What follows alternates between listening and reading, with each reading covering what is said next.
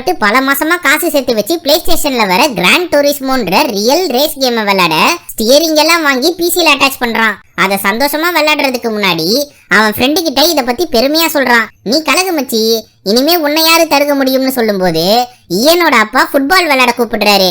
இவன் இன்னைக்கு என்னால முடியாதுன்னு சொல்ல, எப்பதான் இந்த வீணா போன கேமை விட்டு வெளியே வர போறியோ, உன் தம்பிய பாரு ஃபுட்பால்ல பெரிய பிளேயரா வர போறான், அவனை பார்த்து கத்துக்கோன்னு கழுவி ஊத்திட்டு போறாரு.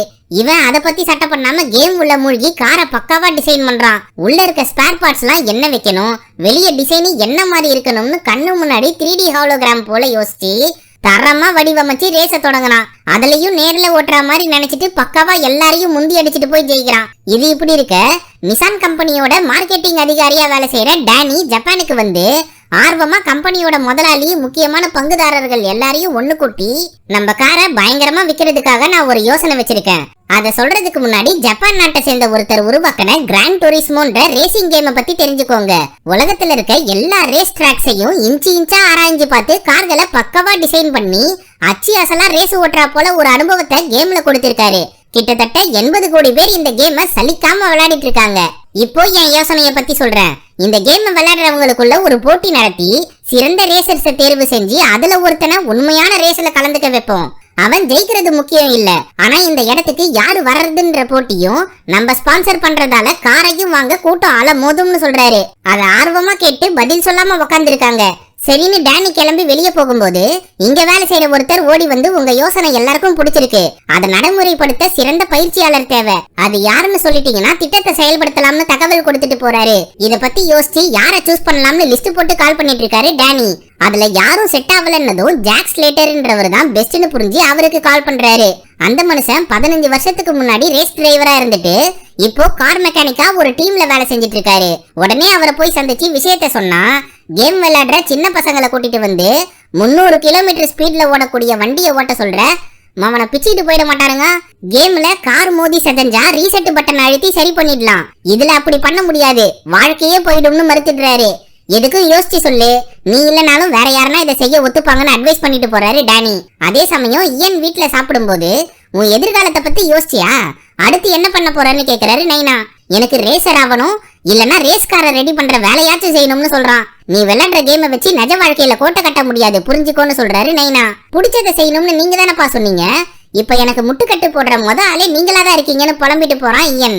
இந்த பக்கம் ஜாக் வேலை செய்யற ரேசர் கப்பா டீமோட சேர்ந்து சாப்பிடும் போது, இந்த வருஷம் நாம தான் ஃபர்ஸ்ட் வரணும், அதுக்கு எல்லாரும் முழு ஈடுபாடோட வேலை செய்யணும்னு சொல்றான். தம்பி, நாங்க வேலை செய்யறது இருக்கட்டும், நீ திருப்பத்துல ஸ்பீட குறைக்காம சிறப்பா ஸ்டீரிங் யூஸ் பண்ணா சூப்பரா இருக்கும்னு அட்வைஸ் பண்றாரு ஜாக்கு. அதை கேட்டு ஒரு மெக்கானிக்கு சரியில்லாத பாகங்களை சரி பண்ற வேலையை தான் பார்க்கணும், அறிவுரையெல்லாம் சொல்லக்கூடாதுன்னு அசிங்கப்படுத்திடுறான். அதனால அவமானம் தாங்க முடியாம வேலையை ராஜினாமா பண்ணிட்டு டேனிய தொடர்பு கொண்டு, நீ தேர்வு செய்யறவனை ட்ரெயின் பண்றேன்டா, அவனை ஜெயிக்க வைக்கிறேன்னு களத்துல இறங்குறாரு. இந்த பக்கம் கேம் ஸ்டேஷன்ல ஒரு மெசேஜ பார்த்து உடனே துணி கடையில வேலை செஞ்சுட்டு இருக்க ஏனுக்கு கால் பண்ணி வர சொல்றான் தோஸ்து. என்னடான அரக்க பறக்க ஓடி போய் பார்த்தா கேம்ல வர லேப்ப வேகமா முடிச்சிருக்க கேமர்ல நீங்களும் ஒருத்தரா? அப்ப நாளைக்கு நடக்க போற போட்டியில கலந்துட்டு உங்க திறமைய காட்டுங்க, உண்மையான ரேஸ்கார ஓட்ட நாங்க பயிற்சி கொடுக்கறோம்னு டேனி வீடியோ மெசேஜ் அனுப்பியிருக்காரு. இத பார்த்து செம்ம சந்தோஷத்துல வீட்டுக்கு போய் பிராக்டிஸ் பண்றான் இயன். அந்த ட்ராக்ல லைனை மட்டுமே ஃபாலோ பண்ணிட்டு போகாம ஓட்டுறத பார்த்த நைனா, எதுக்குப்பா அங்கேயும் இங்கேயும் ஓட்டுறேன்னு கேக்குறாரு. அப்பா, எல்லாரும் இந்த கோட்டுல ஓட்டிட்டு போகும்போது காலியா இருக்க இடத்துல பூந்து ஓட்டினா ஈஸியா முன்னாடி போயிடலாம்னு சொல்றான் இயன். சரி, சீக்கிரம் விளையாடிட்டு தூங்குப்பான்னு சொல்லிட்டு போறாரு நைனா.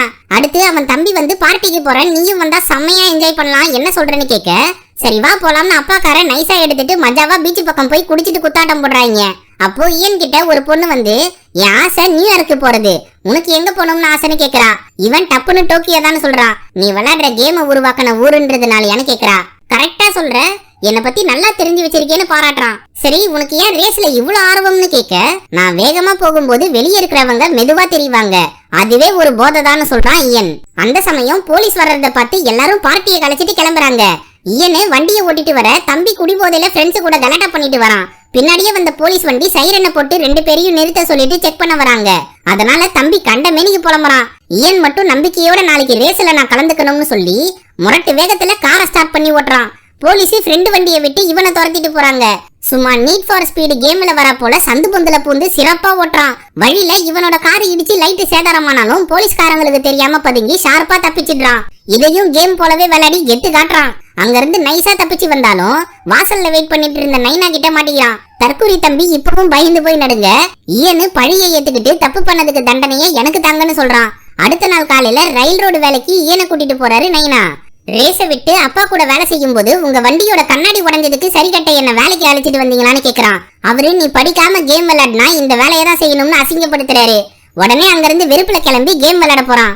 அங்க இருக்க தோஸ்து சீக்கிரமா வாடா, இன்னும் 10 நிமிஷத்துல ரேஸ் ஆரம்பிக்க போகுதுன்னு போன் மேல போன் பண்ணிட்டு இருக்கான். அதனால சைக்கிளை எடுத்துட்டு வேகமா ஓட்டி கேம் ஸ்டேஷனுக்கு வந்து அறக்க பறக்க ரேஸ் ஆரம்பிச்சு 15வது இடத்துல இருந்து ஒரு லேப்பா முன்னேறி கடைசி 5 பொசிஷன்ல வந்துடுறான்.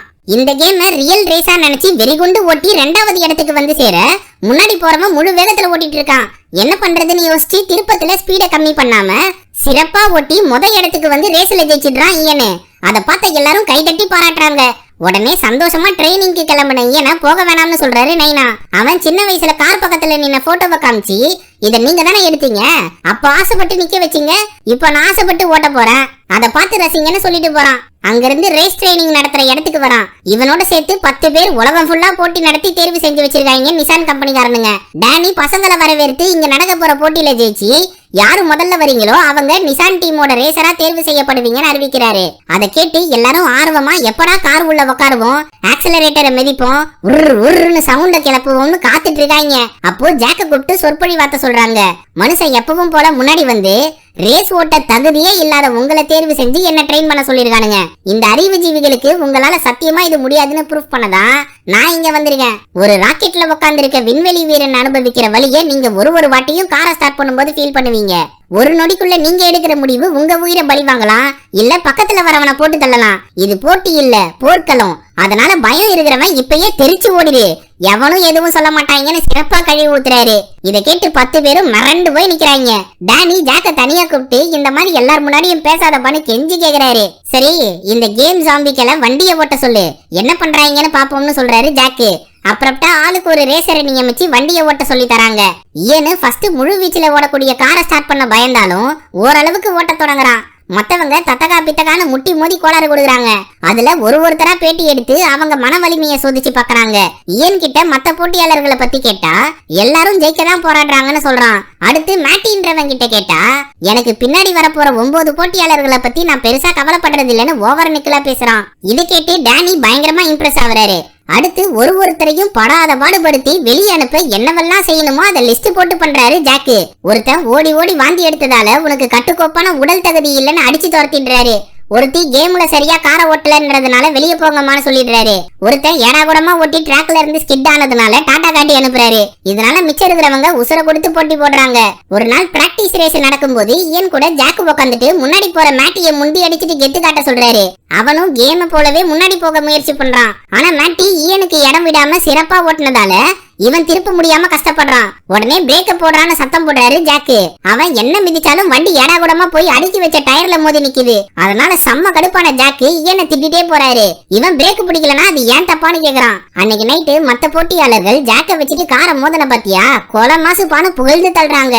அதுல ஒருத்தன் இன்னைக்கு உன்னை வெளியே அனுப்பிச்சிருந்தா என்ன பண்ணிருப்பேன்னு ஈயன் கிட்ட கேட்க எங்க அப்பா சொன்னது சரின்னு நிரூபிச்சிருப்பேன். அடுத்த நாள் நடந்த விபத்தோட வீடியோவை போட்டு ஈயன் அசிங்கப்படுத்துறாரு ஜாக்கு. ஆனா ஈயனு பிரேக் தான் சரியா பிடிக்கலன்னு உறுதியா சொல்றான். பல வருஷமா காரை அக்கு வேற ஆணி வேற பிரிச்சிட்டு இருக்கேன், எனக்கு நீ புரிய வைக்க முயற்சி பண்றியா, கேமும் இதுவும் ஒன்னாடான்னு கத்திட்டு போறாரு. ஆனா ஈயன் சொன்னது சரியான செக் பண்ணி பார்க்க ரேஸ் டிரைவரை விட்டு அந்த காரை ஓட்டி பார்க்க சொல்றாரு. அப்போ ஈயன் சொன்னபடி பிரேக்ல தான் கோளாறுன்னு கண்டுபிடிச்சு சொல்றாரு டிரைவரு. உடனே ஈயன் மேல ஜாக்குக்கு ஒரு நம்பிக்கை வருது. இவன் சாதாரண ஆள் இல்ல, ரேஸ் கார் ஓட்ட பிறந்தவனு புரியுது. அப்புறம்டா போய் ட்ரெட்மில்ல ஓடுற ஈயன் கிட்ட உனக்கு எப்படி அந்த பிரேக்க பத்தி தெரியும்னு கேட்க நான் கேம்ல சின்ன பார்ட்டையும் நுணுக்கமா தேர்வு செஞ்சு காரை ரெடி பண்ணுவேன், அதனால எனக்கும் எல்லாமே தெரியும்னு சொல்றான். சரி, நாளைக்கு நடக்க போற ரேஸ்ல 5வது ஆளு நீதான்னு சொல்லிட்டு போறாரு ஜாக்கு. இதை கேட்டு வெறித்தனமா கத்துறான் ஈயன். இவரு சிரிச்சிட்டு போறாரு. அடுத்த நாள் ரேஸ் ஆரம்பிக்கிறதுக்கு முன்னாடி ஈயன் அவங்க அப்பா விளையாடின ஃபுட்பால் டீமோட ஸ்டிக்கரை ஹெல்மெட்ல ஒட்டிக்கிறான். ஒரு வழியா மொத்த நிசான் கும்பலும் அவளோட உருவாக்குன டீமை மோத விட்டு பாக்குறதுக்காக காத்துட்டு இருக்காங்க. அப்புறம்டா ரேஸ் ஆரம்பிக்க 5வது இடத்துல தொடங்கின ஈயன் கண்ணுக்கு கேம் போலதான் ரேஸும் தெரியுது. முரட்டு வேகத்துல எல்லாரையும் முந்தி அடிச்சிட்டு போகாம 3 லேப்ல நிதானமா ஒருத்தரையும் முந்துறான். எல்லாரும் என்ன கடுப்பானாலும் இவன் கார் உள்ள இருக்க இன்ஜின் எந்த அளவு ஓடுது, எந்த கியர் போட்டா எந்த வேகம் போகும்னு சிந்திச்சு பக்காவா ஓட்டி 2வது இடத்துக்கு வந்துடுறான். அப்போ இடத்துல இருக்க மேட்டி எப்பவும் போல வழிவிடாம இயனுக்கு போக்கு காட்டுறான். இது கடைசி லேப்ன்றதால முந்தி அடிச்சிட்டு போக ஒரு சான்ஸ் தான் கிடைக்குது. அத பக்காவா யூஸ் பண்ணி சரிக்கு சமமா ஓட்டுறான் இயன். ட்ராக்கோட இறுதி 500 மீட்டர் ஒரே நேர்கோட்டுல வர்றதால முழு வேகத்தோட செயல்பட்டு மின்னல் மாதிரி வெற்றி கோட்டை தாண்டாங்க 2 பேரும். அதை பார்த்து யாரு ஜெயிச்சான்னு ஸ்லோ மோஷன் கேமரால ஆராயறாரு ஜாக்கு. வெளியே கொடியாற்றவர்கிட்ட இயனு ஆர்வமா முடிவை பத்தி கேக்குறான். அவரும் தெரியலன்னு சொல்றாரு.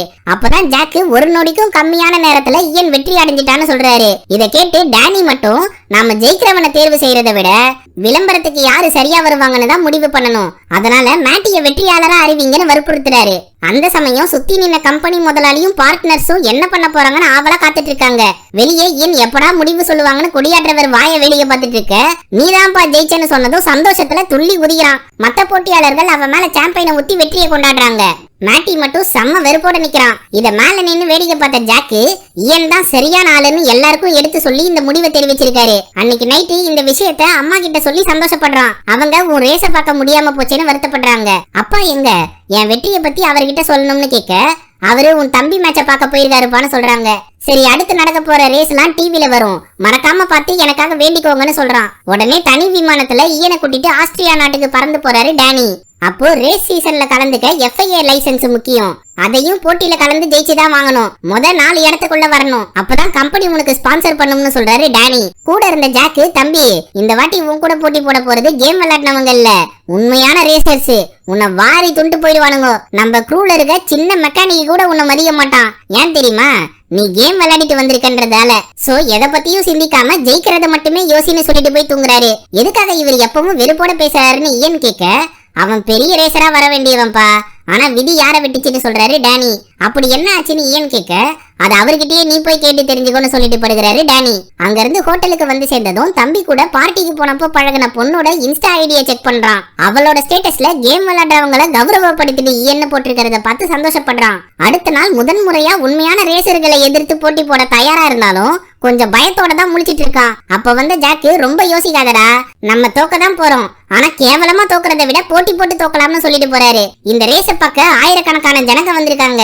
இதுல ஜாக் அசிங்கப்படுத்தின ரேசர் கப்பாவும் இருக்கான். தங்க ஹெல்மெட், சிறப்பான கார்லாம் வச்சுட்டு ஓவர் சீன் போடுறான். இங்க இயன் வண்டியை ரெடி பண்றவங்க ஜாக்கு சொன்னா போல இதெல்லாம் ரேஸ் ஓட்ட வந்துருச்சுன்னு கேவலமா பாக்குறாங்க. ரேஸ் ஆரம்பிக்கிறதுக்கு முன்னாடி எல்லா காரும் ஒரு ரவுண்ட் ட்ராக்க சுத்திட்டு வருது. ஸ்டார்ட் லைன்ல நெருங்கும் போது கிரீன் லைட்டை காட்டினதும் சரட்டுன்னு மின்னல் மாதிரி புழுதிய கிளப்பிட்டு வண்டியை பறக்க விடுறாங்க. அதுல ஃபர்ஸ்ட் விபத்தை நேர்ல பார்த்து பதறி போறான் இயனு. முன்னாடி போற வண்டியை பாருன்னு சொல்றாரு ஜாக்கு. அதை கேட்டு 10வது இடத்துல இருந்து முந்தி போலாம்னு முயற்சி பண்ணா இன்னொரு காரு புகத்தல்ல ஒதுங்குது. நல்ல சகுனண்டான ஃபீல் பண்ணி 9வது இடத்துக்கு வந்தா பெட்ரோல் தீந்து போகுது. அட போங்கயான்னு சொல்லி பிட்டுக்கு வரான். அங்க டப்பு டப்புன்னு எல்லாத்தையும் சரி பண்ணி ஓகே சொல்றதுக்கு கதவை தட்டின பெருசு, என்னடா தம்பி ஜாய்ஸ்டிக்கை விட இந்த ஸ்டேரிங்க பிடிக்கிறது எப்படி இருக்குன்னு நெக்கல் அடிக்கிறாரு. அவரை தள்ளி விட்டு கவனத்தை சதற விடாதன்னு அட்வைஸ் பண்றாரு ஜாக்கு. இப்போ 13வது இடத்துல ஆரம்பிச்சு சிறப்பா முந்தி அடிச்சுட்டு போய் 12வது இடத்தை பிடிச்சி அடுத்தடுத்து போற வண்டிங்களை விட சிறப்பா ஓட்டி 8வது இடத்துக்கு வந்துடுறான். அதை கவனிச்ச ஜாக்கு சந்தோஷப்படுறாரு. அடுத்து டப்பு டப்புன்னு முன்னேறி 5வது இடத்துக்கு போனதும் கப்பா இயனுக்கு விளையாட்டு காட்டி வெறுப்பேத்த இவன் பெருசா மதிக்காம முன்னாடி போய் 4வது இடத்துக்கு வரான். அந்த சமயம் உன்னை இன்னைக்கு ஸ்ட்ரெச்சர்ல ஏத்துறம் பாருடான்னு சொல்லி திருப்பத்துல பின்னாடி முட்டி தள்ளினதும் வண்டியை கட்டுப்படுத்த முடியாம ஸ்கிட் அடிச்சு ஒதுங்கி போயிடுறான். வரட்டா மாமே டுர்ன்னு கப்பா முன்னாடி போய் இடத்த பிடிச்சிடுறான். இயன் கடைசியில வந்து சேர்றான். இந்த படுதோல்வி அவனோட மன வலிமைய ரொம்பவே சதைச்சிருது. வண்டியை ரெடி பண்ற பெருசு, இதுதான் தம்பி உண்மையான ரேஸ்னு திரும்பி நக்கல் அடிச்சிட்டு போகுது. அப்போ டேனி இயன் கிட்ட, இன்னும் 6 ரேஸ் இருக்கு, அதுல எப்படியாவது ஃபர்ஸ்ட் 4 இடத்துக்குள்ள வந்துட்டா உனக்கு FIA லைசன்ஸ் கிடைச்சிடும்னு ஆறுதல் சொல்றாரு. ஆனா ஜாக்க தனியா கூப்பிட்டு உன் தேர்வு தப்பானதுன்னு இப்பவாச்சும் புரிஞ்சுக்கோன்னு சொல்றாரு. இது ஆரம்பம் தான், முடிவு இல்லன்னு சொல்லிட்டு இயனை அடுத்த ரேஸுக்கு தயார்படுத்துறாரு ஜாக்கு. பயவுள்ள பக்காவா பயிற்சி எடுத்து செம்மையா செயல்படலாம்னு பார்த்தா இந்த ரேஸ்லயும் பலவித கோளாறுகளை சந்திச்சு கடைசி இடத்துக்கு தான் வரான். அடுத்து இட்டாலியில நடந்த ரேஸ்ல 17வது இடத்தை பிடிக்கிறான். டர்க்கியில நடந்த ரேஸ்ல அரும்பாடுபட்டு 8வது இடத்துக்கு வரான். ஸ்பெயின்ல நடந்த ரேஸ்ல ஏடாகுடமா ஸ்கிட் ஆகி ரேஸை விட்டே எலிமினேட் ஆயிடுறான். கடைசியா துபாயில நடக்க போற ரேஸ்ல கப்பாவை பேட்டி எடுக்க பல பேர் காத்துட்டு இருக்காங்க. அத பார்த்த இயன் கிட்ட, அந்த பக்கி உன்னை விட கேவலமா ஓட்டுவான், என்ன ஸ்பான்சர் பெருசா இருக்கிறதால சீன் போடுறான், நீ ஃப்ரீயா விடுன்னு சொல்றாரு ஜாக்கு. ரேஸ் ஆரம்பிச்சதும் கப்பா எப்பவும் போல இயன் காரை ஓரம் கட்டி சைடு மிரரை சதைச்சிடுறான். அத பெருசா எடுத்துக்காத, இதுதான் உன்னோட கடைசி வாய்ப்பு, உன் முழு திறமைய காட்டுன்னு சொல்றாரு ஜாக்கு. அதன்படி கேம் விளையாடுறா போல யோசிச்சு எல்லாரையும் பின்னுக்கு தள்ளி 6வது இடத்துக்கு வரான். திரும்பி கப்பா இன்னொரு காருக்கு நடுவுல ஈயனை சிக்க விட்டு முன்னாடி போகாத மாதிரி அணை கட்டுறான். என்ன பண்றதுன்னு ஜாக்கி கிட்ட கேட்க, ஏதாவது பண்ணு, நீதான் ரேஸ் ஓட்டுறேன்னு சொல்றாரு. சரின்னு ஹேண்ட் பிரேக்கை போட்டு பின்னாடி போய் அவங்க 2 பேரையும் முட்டிக்க வச்சு திரும்ப கியரை மாத்தி முழு வேகத்துல முன்னாடி போய் 4வது இடத்தை பிடிக்கிறான். அதை பார்த்த ஜாக்கும் டேனியும் சந்தோஷப்படுறாங்க. என்னடா எல்லாம் நல்லபடியா போகுதுன்னு நினைச்சா இந்த கப்பா பையன் புத்தி இல்லாம ஃபுல் ஸ்பீட்ல முன்னாடி போய் ஒரு காரு கூட மோதி வண்டியை அந்தர சல்லியா சதஞ்சி பறக்க வைக்கிறான். அந்த டாகோட டயரு ஈயன் கார் கண்ணாடி மேல மோதிட்டு போகுது. உடனே பிட்டுக்கு வான கூப்பிடுறாரு ஜாக்கு. அங்க சதஞ்ச பகுதியை சரி பண்ணி திரும்ப டிராக்குக்கு அனுப்புறாங்க. அப்போ 4வது இடத்தை விட்டுறாதன்னு சொல்றாரு ஜாக்கு. பின்னாடி நாஸ்தியான கார்ல இருந்து வெறுப்போட ஹெல்மெட்டை தூக்கி போட்டு உடைக்கிறான் கப்பா. ஈயனு திரும்பி எல்லாரையும் பின்னுக்கு தள்ளி 4வது இடத்தை வெற்றிகரமா புடிச்சு FIA லைசன்ஸ வாங்கிடுறான். ஆனா செம்ம கடுப்புல கப்பா கிட்ட போய் அறிவு இருக்காடா உனக்கு, 2 பேருமே செத்து போயிருப்போம்னு கத்துறான். உடனே ஜாக்கு ஈயனை சமாதானப்படுத்தி கூட்டிட்டு வராரு. ஆனா டேனி லைசன்ஸ் கிடைச்சிருச்சுன்னு சந்தோஷப்படுறாரு. இந்த வெற்றியை கொண்டாட ஜாக்கு கூட டின்னர் சாப்பிடுறான் ஈயன். அப்போ உனக்குள்ள தனித்திறமை இருக்கு, உன்னை சுத்தி எல்லாமே மெதுவா தெரிஞ்சாலும் நீ அதை வேகமா கடந்து போறேன்னு ஈயனை பத்தி புட்டு வைக்கிறாரு ஜாக்கு. நீங்க செம்ம ரேசர்னு டேனி சொன்னாரு, அதை பத்தி எடுத்து விடுங்கன்னு கேக்குறான் ஈயன். லீமான்ஸ் ரேஸ்ல 24 மணி நேரம் தொடர்ந்து நடக்கிற லீமான்ஸ் ரேஸ்ல கலந்துக்கிறது பெரிய விஷயம். அதுல ஜெயிச்சா உனக்கு சாவே கிடையாது. அப்படிப்பட்ட ரேஸ்ல நானும் கலந்துகிட்டேன். சரி அதை விடு, கான்ட்ராக்ட்ல சைன் பண்ணா கோடிக்கணக்கில் பணத்தை வாரி இறைப்பாங்க, என்ன பண்ண போறேன்னு கேக்குறாரு ஜாக்கு. நல்ல வீடா பார்த்து வாங்க போறேன்னு சொல்றான். ஏண்டா மங்குனி, உன் ஆளை மூச்சுக்கு 300 வாட்டி இன்ஸ்டால பாத்துட்டு இருக்க, நேர்ல போய் ரூட்டை விடுவியா? அதை விட்டுன்னு சொல்லும் போது 2 பொண்ணுங்க ஈயன் கிட்ட சைன் வாங்கி செல்ஃபி எடுக்கிறாங்க. அத பெருமையோட பாக்குறாரு ஜாக்கு. அன்னைக்கு ராத்திரி அவன் ஆளுக்கு கால் பண்ணி கான்ட்ராக்ட் சைன் பண்ண டோக்கியோக்கு போற, நீயும் வான்னு டிக்கெட்டை புக் பண்றான். பயவுள்ள அவங்க அம்மாக்கு கால் பண்ணாம ஆளுக்கு கால் பண்றான் பாத்தீங்களா? இங்க இருந்து டோக்கியோக்கு போய் கிராண்ட் டூரிஸ்மோ கேம் உருவாக்குனவர் முன்னாடி கான்ட்ராக்ட சைன் பண்ணி கேமர்ஸ்க்கு நம்பிக்கையை கொடுக்குறான். அப்போ எல்லாரும் பேட்டி எடுக்க சுத்து போடும் போது பையன் டயர்டா இருக்கான்னு சொல்லி ஈயனை ஆளு கூட அனுப்பி வைக்கிறாரு டேனி. அவன் ஜாலியா ஊரை சுத்தி பார்த்துட்டு ஜாக்கு பாட்டு கேட்கறதுக்காகவே சோனி வாக்மேனை வாங்கிட்டு மஜாவா சாப்பிட்டு பார்ட்டி ஹால்ல குத்தாட்டம் போட்டு ஆளுக்கு முத்தா கொடுக்குறான். இந்த நாளை சிறப்பா என்ஜாய் பண்றான். அடுத்து உலகத்திலேயே கொடூரமான டிராக்ல நடக்க போற ரேஸ்ல கலந்துக்க ரெடியா இருக்கான் ஈயன். அப்போ ஜாக்குக்காக வாங்கிட்டு வந்த வாக்மேனை கிஃப்டா கொடுக்குறான். அதை பிரிச்சு கூட பார்க்காம இந்த ரேஸ்ல உன் முழு வேகத்தை காட்டுன்னு வாழ்த்தி அனுப்புறாரு ஜாக்கு. இந்த ரேஸ முறையா வீட்ல இருந்து அம்மாவும் அப்பாவும் பாக்குறாங்க. புள்ள என்ன பண்ண போறான், அவனுக்கு எந்தவித ஆபத்தும் வரக்கூடாதுன்னு அப்பா வேண்டிக்கிறாரு. ரேஸ் ஆரம்பிச்சதும் மின்னல் வேகத்துல சீறி பாஞ்சி ஓட்டின ஈயன் டப்புன்னு எல்லாரையும் முந்தி அடிச்சுட்டு முன்னாடி போறான். இத பார்த்து புதுசா வந்த புயல் எல்லாரையும் சூறையாடுதுன்னு கமெண்டேட்டர்ஸ் எல்லாம் பாராட்டி தள்ளுறாங்க. கியரை சரியா மாட்டி சிறப்பா ஓட்டி எந்தவித பிரச்சனையும் இல்லாம 4வது இடத்துக்கு வந்துடுறான். அடுத்து கப்பா முன்னாடி போறத பார்த்து பெருசா மதிக்காம கடந்து போறான். அப்படி இப்படின்னு ஓட்டி 2வது இடத்துக்கு வந்துடுறான். இப்போ இடத்தை பிடிச்சாகணும்னு முடிவு பண்ணி ஸ்ட்ரெயிட் ரோடுன்றதுனால ஃபுல் ஸ்பீட்ல காரை பறக்க விடுறான். ஆனா இந்த ரோடு கொஞ்சம் மேடா இருக்கிறதால காரு லைட்டா தரையை விட்டு மேல எழும்ப வேகம் எல்லாம் மீறி போனதால ஃப்ரண்ட் வீலிங் அடிச்சு முரட்டுத்தனமா வேடிக்கை பாக்குறவங்களுக்கு மத்தியில முட்டி மோதி சதஞ்சு விடுது காரு. அதை பார்த்து அம்மாவும் அப்பாவும் கடி கலங்கி போறாங்க. ஜாக்கு பதறி போய் ஈயனுக்கு என்னாச்சுன்னு பார்க்க ஓடி வராரு. டேனி என்ன சொல்றதுன்னு புரியாம முழிக்கிறாரு. உடனே ஈயனை ஸ்ட்ரெச்சர்ல வச்சு ஹெலிகாப்டர்ல தூக்கிட்டு போறாங்க. கூட ஜாக்கும் வராரு. ஹாஸ்பிட்டல்ல முதலுதவி செஞ்சு ஈயனை படுக்க வச்சிடுறாங்க. அப்போ ஓனர்ஸ்க்கு என்ன சொல்ல போறோம்னு புலம்புறாரு டேனி. ஈயனை ஃபர்ஸ்ட் பாருடா, அப்புறமா உன் கம்பெனியை பத்தி யோசிப்போம்னு கத்துறாரு ஜாக்கு. கொஞ்ச நேரம் பொறுத்து ஈயன் மயக்கம் தெளிஞ்சு எந்திரிச்சதும் விபத்துல யாருக்காவது அடிபட்டுச்சான்னு கேக்குறான். ஜாக்கு கூட்டத்துல ஒருத்தர் இறந்துட்டாருன்னு சொல்ல என்னாலதான் ஒரு உயிர் போச்சுன்னு கதறி அழுவுறான். விபத்துல இதெல்லாம் சகஜம்னு ஜாக்கு மறுபடியும் சொல்ல இங்க இருந்து எந்திரிச்சு போயான்னு கத்துறான். அப்பா கால் பண்ணாலும் எடுக்க மாட்டான். மனசாட்சி ஊர்த்தலோட தனியா டிப்ரெஷன் மோடுக்கு போறான். அங்கிருந்து கிளம்பின டேனி செய்தியாளர்களை சந்திச்சு தவிர்க்க முடியாத விபத்துல இறந்து போன பார்வையாளருக்கு கம்பெனி சார்பா உரிய நிவாரண தொகையை வாங்கி தரேன்னு சொல்றாரு.